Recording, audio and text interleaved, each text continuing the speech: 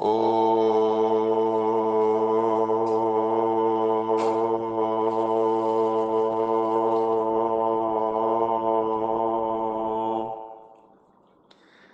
शांति। सत्यम शिवम सुंदरम सच्चित आनंद स्वरूप सत श्री अकाल मूर्त परम पिता परमात्मा की परम प्रिय संतान प्यारे भाइयों तथा बहनों, आज की मुरली का मंथन प्रस्तुत है। भगवान शिव कहते हैं, मीठे बच्चे, प्रभु पिता के साथ साथ तभी चल सकेंगे जब इस पुरानी दुनिया से राग छूट जाएगा। अभी तो इस दुनिया में राग बहुत है। राग की जगह वैराग्य ले लेगा। मन में वैराग्य की स्थिति उत्पन्न हो गई।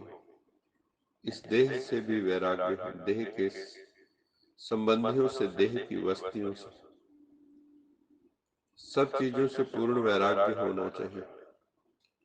बुद्धि में हमेशा रहे कि अब घर वापस जाना है। इस रंगमंच पर पार्ट बजाते शताब्दियां बीत गई, लेकिन अब घर जाने की वेला है। वो भी अकेले नहीं, हमारा परम प्रिय परम पिता परमात्मा हमें स्वयं लेने के लिए आया है। उसके साथ जाना है, उसके जैसा होके जाना है। वो निर्मल पवित्र शुद्ध है। हमें भी निर्मल पवित्र शुद्ध बनना होगा, तभी उसके साथ चलेंगे। गंदे बन के उसके साथ नहीं जाना, सोने बन के जाना।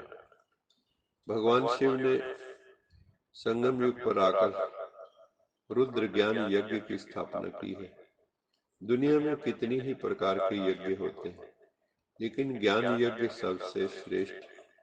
ना ही ज्ञानेन सदृशम पवित्रम ही विद्यते।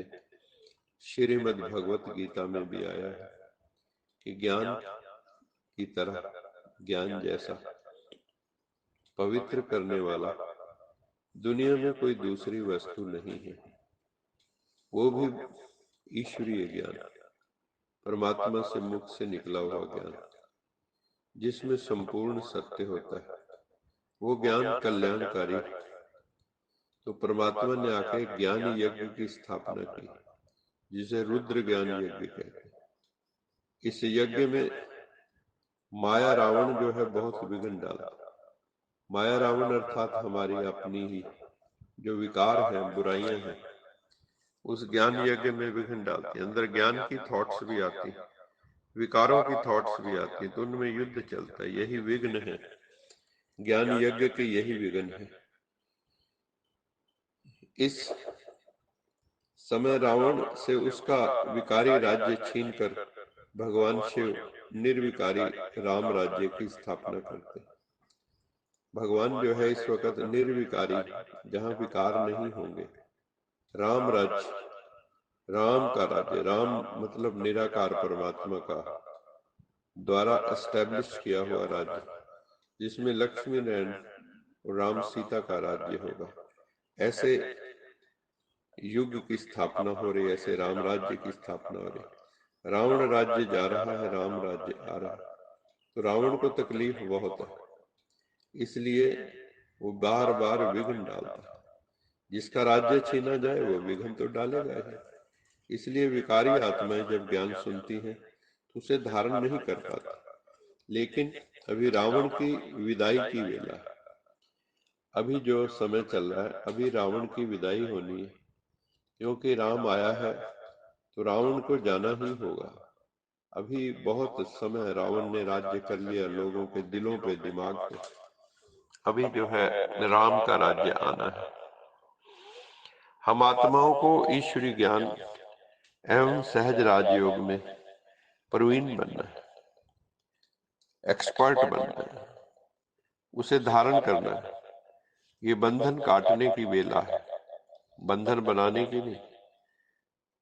इसलिए बाबा ने स्पेशल कहा कि नए बंधनों में जानबूझ के फंसना नहीं है। विस्तार में नहीं जाना है।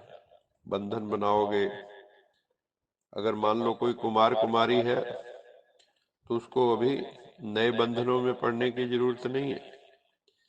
फंसेंगे तो फिर आगे और कई प्रकार की ड्यूटीज बढ़ जाएंगी, तो विस्तार में चले जाएंगे। अभी तो विस्तार से सार में जाने के लिए मनवाणी कर्म से पवित्र जीवन जीना है। वर्तमान समय हमारी चढ़ती कला का समय है। भगवान ने आके हमारी चढ़ती कला की है, रावण ने हमारी गिरती कला कर दी थी, और शिव बाबा चढ़ती कला करके हमारे दुखों को दूर करने आए। रावण रूपी बुराइयों का श्राप मिटाने आए। बुराइयां भी अभिशाप हैं जो आत्मा को ग्रहण लगा देती है।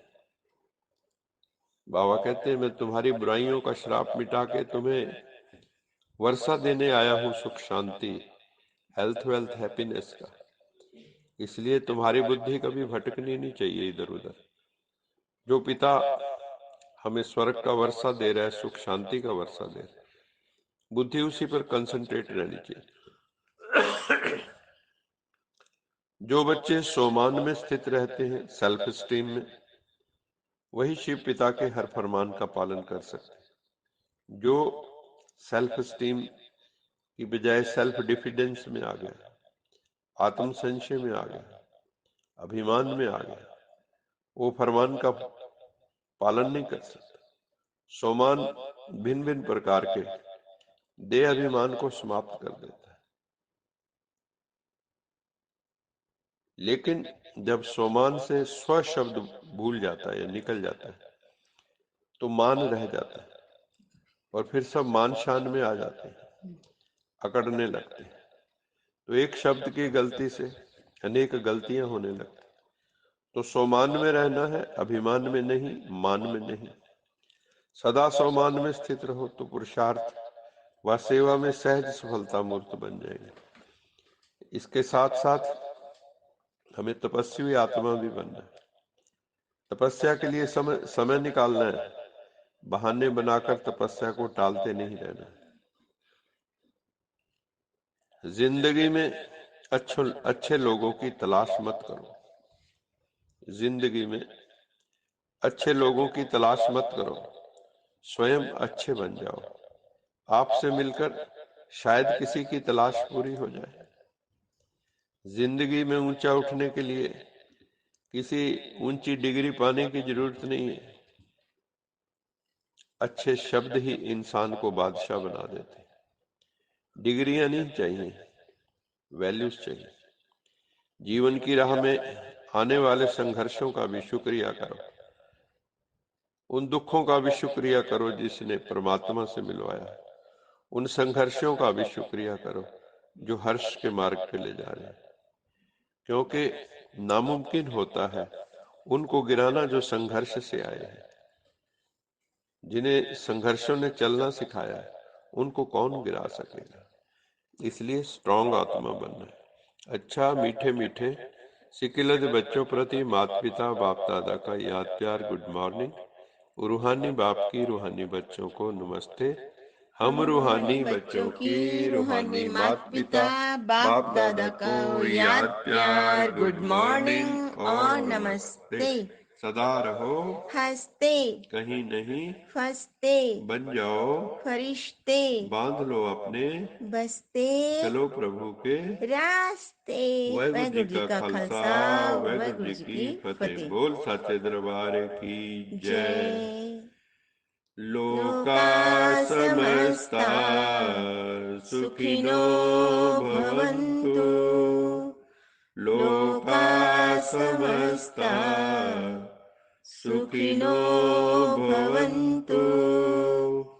लोका समस्ता सुखिनो